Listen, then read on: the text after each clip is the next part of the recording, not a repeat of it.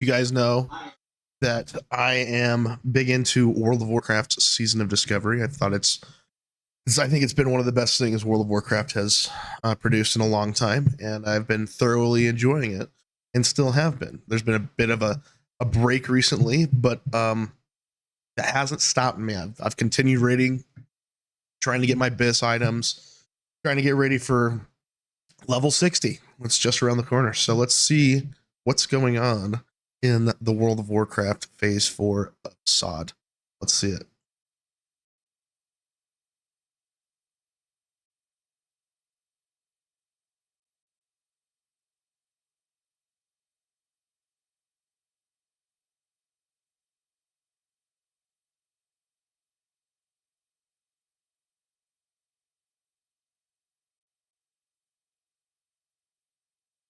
Oh, that's me. I've been playing since launch.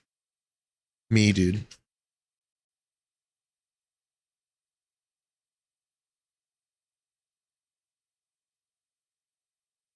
Oh shit. Wait. Oh no. All right, that whole speech. I have to cut it. All right, guys. Let me re-explain everything. So I've been playing a lot of Season of Discovery, guys. Blah blah blah. Season 4 is out. Be excited, or not Season 4. Information is out. So we're gonna see what's happening next. What's gonna happen at 60? What raids are gonna be out? What content we're gonna be able to kind of flush through? And yeah, let's see. Pretty excited to see what's going on. Hi everyone, I'm Clay Stone, Associate Production Director of WoW Classic. Hey Clay. Welcome to our Season of Discovery Phase 4 preview. It is time. At long last, we're raising the level cap to 60 and jumping into the endgame. For those of you who have been playing since launch, thank you for going on this journey with us. And to those of you just jumping in, now that the full level up experience is available, you've picked a great time to join us. I also want to give a massive shout out to everyone who has hopped into our first ever Season of Discovery PTR to help us test and tune all of the changes and additions coming to classes. Your feedback has been invaluable in helping us prepare for what's ahead. That said, even though the PTR was focused on classes, we know many of our eagle-eyed players saw hints at the content changes we're making to Endgame, and it's time for us to talk about some of those today. So, let's take a look at what we'll be covering. We'll kick things off with content at 60, then jump into raid information, followed by some important itemization updates, then dive into world event updates, as well as some system updates, and more, which you're definitely going to want to stick around for. All right, so whether you're already familiar with classic era content, or you're experiencing it for the first time with Season of Discovery, or you just want a refresher, raising the level cap to 60 brings with it a ton of new content and things to do, including access to all WoW Classic zones like the Burning Steppes, Eastern and Western Plaguelands, Silithus, and Winterspring. You'll also be able to finally max out your character talents. In addition, the Aldrich Valley Battleground will also be unlocked. Epic mounts will be available to collect, and more. Also, all of the classic dungeons will now be available, including Scholomance, Stratholme, all 3 wings of Dire Maul, and Blackrock Spire. And because the bosses have stopped spending their time in Phase 3 socializing in the Grim Guzzler Tavern, the second half of the massive Blackrock Depths dungeon. In addition, there just might be one more dungeon surprise we're not going to talk about today, but we're excited for players to discover. No way. Switching gears to a quick note about runes. Since we've had the PTR up for the past few weeks, none of the runes are a complete secret. So we aren't going to be spending a lot of time in this presentation talking about runes or classes. However, we will be posting a rundown of new runes and class adjustments separately from this video, so please check the official World of Warcraft forums for that. Moving on to raids. As we previously announced, the Molten Core raid will be scaled down to 20 players and will contain adjustments to the boss encounters across the 11 bosses for you to take on. Just gonna leave that there. We are very excited for everyone to hop in and get their hands on the brand new revamped Tier 1 sets that now have multiple variants for different specializations and playstyles that each class has access to. Interesting. Tier sets aren't the only place we've made improvements. Fully revamped tier set one. With many non-set items also getting a hefty overhaul as well. Lastly, we are excited to announce that we will be having a scalable difficulty system in Molten Core, allowing players to turn up the heat inside and face ever-growing challenges. Some aspects of this system were visible on the PTR, and we've enjoyed listening to speculation and, most importantly, your comments and feedback around this new difficulty system and the potential reward structure. As we've been listening to this feedback, we've wanted to let you know that raising the heat level will not affect the quality of rewards. The quality will remain consistent as the difficulty goes up. Instead, it will increase the quantity of rewards, making some of the more valuable drops in the raid appear more often. In general, we don't want to heavily gate the best quality gear behind high difficulty content in Season of Discovery, as we really just don't think that's what the season is about. But if you do want to push yourself, you will find additional challenges and perhaps be able to gear up a tiny bit faster. Onyxia's lair has also seen some significant loot overhauls as well. And while Onyxia has misplaced her stockpile of tier 2 helms, she is going to have plenty of juicy loot for you to chase in its place. We are also taking a new approach for raid size with Onyxia, as she will ultimately be tuned to be completed with 20 players, but the allowable raid size is up to 40 players. We love 40 player raid, but we think it ultimately works best as a soda and pretzels type of content. In other words, the same level of difficulty you come to expect from Classic. So, if you are forming a pickup group and want to ensure quick success, you can bring 40 players. But if you are running with your guild, 20 players may make more sense to maximize your rewards. World bosses have had an interesting history in World of Warcraft, particularly in early versions of WoW, where they were hotly contested and created flashpoints for, let's say, interesting actually makes so much sense. While we love this intense competition in Classic 2019, one drawback to the content is that due to its limited availability, it tended to be content that most players never got to meaningfully interact with. We aim to make it a bit more accessible in Season of Discovery by instancing the content off and handling it similarly to what we just discussed with Onyxia. The raids will be tuned for 20, but can be done with up to 40 players to make it friendly to both organized groups and pickup groups. Related to these changes, and to talk all things loot, I'll turn it over to our lead engineer on Classic, Nora Valletta. Take it away, Nora. Thanks, Clay. We're excited to share some of the cool new loot you'll Nora, find in Phase 4 of Season of Discovery. First, let's check out some of the new dungeon loot you'll find in Phase 4. We've got Iron Foe, which has had its level increased to 58 and now grants 18 attack power when equipped. Next, we've got Idol of Exsanguination, which causes your lacerate ticks to energize you for 5 rage. Totem of the Plains reduces the cast time of your healing rain spell by 100%. Taking inspiration from players using the 3-piece set in Sunken Temple for shamans, we thought it might feel bad to completely lose that set bonus as an option. Having it be a totem you can swap on and off for fights made a lot of sense here. Burst of Knowledge has had its item level increased to 58, its spell power increased, and its active cooldown reduced from 15 minutes down to 5 minutes. Finally, we've got Librum of Holy Alacrity, which causes Holy Shock to reduce the cast time of your next 2 Holy Lights by 0.2 seconds. Our this is like some shocking and stuff. Dungeon and Tier 0.5 dungeon upgrade sets have seen a full overhaul as well. In original WoW, a basic dungeon set of 8 items dropped in max level dungeons, and an epic quest chain was introduced in later patches to upgrade those items into a higher quality version of that set. In Season of Discovery, this is still true, but the upgrade quest chain will be available right at the launch of Phase 4, and each class is now able to choose between multiple dungeon upgrade set items that accommodate multiple class specializations as they move through the quest chain. While you will have to choose which variation of each set you want during the quest line, the other variants will be obtainable via gold and other means once the quest chain is complete, so you will have access to every set for your class if you want to try them all. These sets were testable on the PTR, and we've had a blast watching people get excited about both the new stats and appearances of these sets as well. But what about raid loot? Here's a quick look at a few of the items from Molten Core. First up, we've got an awesome looking elemental shaman shield called Earth and Fire. Looks similar to the rank 14 PvP shield, but with a distinct new color variation. We've got Magmadar's right and left claw, which allow you to summon core hounds to aid you in combat. Dude, that's too actually cool. Allows you to transform into Magmadar for a brief period of time. What? But how about Faithbringer, a 2-handed paladin weapon for healing? Or Key to the City, a caster staff from Onyxia. Finally, Obsidian Edgeblade, which has been changed from a +8 to 2-handed swords to a +3. We've added 1% crit with those stats and made it just a tad slower. Our dungeon sets won't be the only color variations you'll see in Phase 4.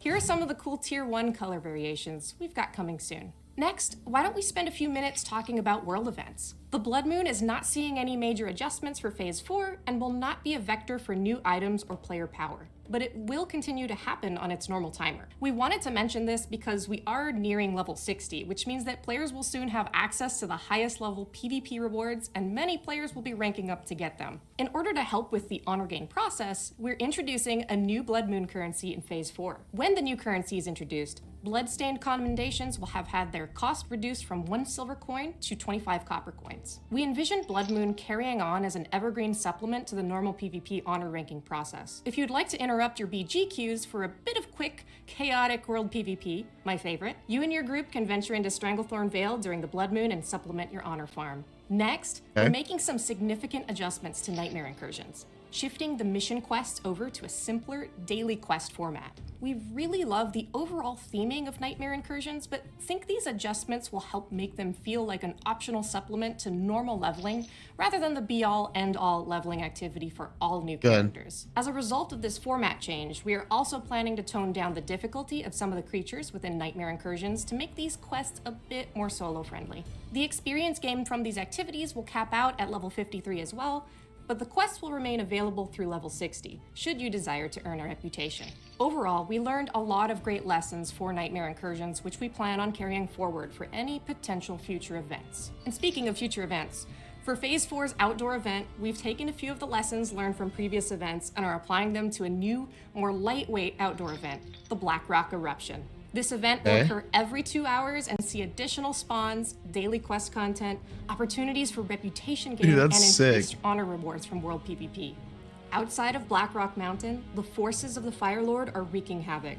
Join the Thorium Brotherhood in repelling these attacks with new daily quests to help grow your reputation with the Thorium Brotherhood and earn quicker access to powerful crafting recipes and other rewards. Inside the mountain, you'll find your blood is running extra hot, causing you to gain bonus honor only within the mountain itself. As for reputation, we're adding brand new upgraded versions of the existing crafted rewards from Thorium Brotherhood, Argent Dawn, Timbermaw Hold, and Hydraxian Waterlords. We've also got some really cool for fun items that allow you to teleport to Ajara, lay a fire resist area of effect that your allies can stand in, or turn you into a water elemental. You'll be able to place these for fun items on your keyring, saving you some valuable bag space. Anyways, I've got some rep to farm, so I'm gonna go ahead and pass things off to our senior producer, Josh Greenfield, who'll be happy to share some of our upcoming systems updates. Thanks, Nora. Going into Phase 4, we've made a few significant system updates we're excited to share. First up, we took a lot of the lessons we've learned from the Wild Offerings currency and have expanded on that system with a new deterministic currency we're calling Tarnished Undermine Reals. You can start earning these coins from most non-rare spawn dungeon bosses over level 55, and each boss will drop a single currency for each player in the group once per day per boss. This currency can be used to purchase a variety of things, such as rare crafting recipes, crafting materials, powerful gear, as well as a variety of other valuable items. We've gotten a lot of feedback from players asking for ways to keep dungeon content relevant longer, and this is one way we're looking at keeping dungeon runs feeling rewarding at level 60. We're also particularly excited about a brand new feature to World of Warcraft Classic, a twice-weekly raid lockout system. One bit of feedback we got early on was that 3-day lockouts on raids was difficult for guild leaders to manage due to the inconsistency of when reset days occurred. In Sunken Temple, we moved the lockout to weekly to add a bit more stability, but we always wanted to revisit this to see if there was a way for us to provide the increased cadence and content availability that the 3-day lockout provided, but with a bit more stability and predictability to help with better raid planning. The twice-weekly lockout accomplishes this by having raids using this lockout interval reset twice a week on static reset days. For example, in North America, twice-weekly raids will reset on Tuesday and Saturday mornings. We plan to use this lockout interval for all of the raids in Phase 4. We feel that with the pace of Season of Discovery, this is a great step forward to allow you to raid more if you choose to. At this point, we're approaching the home stretch, but we do have a few more updates to share before we close things out. With Phase 4 and the increase to level 60, players will begin having access to max level world buff effects. In Season of Discovery, we're also planning to add an alliance equivalent to Warchief's Blessing, the Might of Stormwind. As fun as it was to skulk around the crossroads on our alliance characters, hoping for a kindly priest to mind control us for a chance at Warchief's Blessing, this should make getting your world buffs a bit less cumbersome for Alliance players. As with previous phases, Discoverer's Delight will continue to function from 50 to 59, providing a 50% experience boost in that level range. We've learned a lot of great lessons about leveling, and while we want you to level a little bit faster, there's a lot of content in the 50 to 60 range, and we don't want to totally trivialize the journey in Phase 4, so having a more nominal buff from 50 to 59 makes sense. Characters from 1 through 49 will still enjoy 150% experience increase as well, so it should be super easy to get those alts caught up. Like previous level up raids, Sunken Temple will give a generous amount of XP, so running that while you're leveling could give you a good bump as well. In Phase 4, we plan to allow blacksmiths and leatherworkers to swap their profession specs for a nominal cost. This will not quite be ready for the launch of Phase 4, but we do plan to introduce it a short time later. Perhaps most excitingly, we've done major overhauls to many iconic in-game crafting recipes, with dozens of recipes replaced or given a method to upgrade into even better versions of their original crafted items.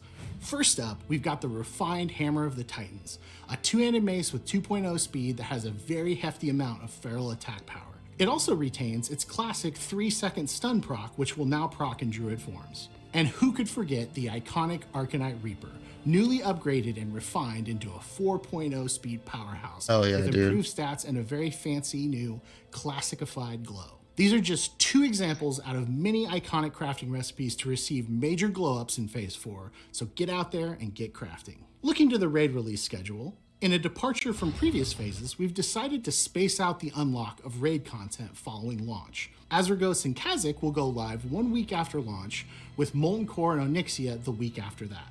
Phase 4 is going to have a ton of compelling things to do right at 60, with a lot of new and improved loot to chase. We think that this pre-raid gearing phase is one of the best parts about hitting level 60 on a fresh character, and giving that pre-raid best-in-slot process a bit of time to breathe and giving you some worthwhile goals to accomplish ahead of the raids becoming available is very exciting. Should provide you with a lot of great, satisfying gear progression leading up to those raids becoming available. With that, we are done with today's presentation. We appreciate your patience as we're working diligently to get Phase 4 into your hands. We really appreciate all of the participation in our recent PTR releases, and we continue to consume your feedback as we're finishing things up. Thank you for following. As always, the WoW Classic development team is incredibly Claire. grateful for your support. 016. Thank you, man. And thank you for your feedback and participating and helping us develop this season.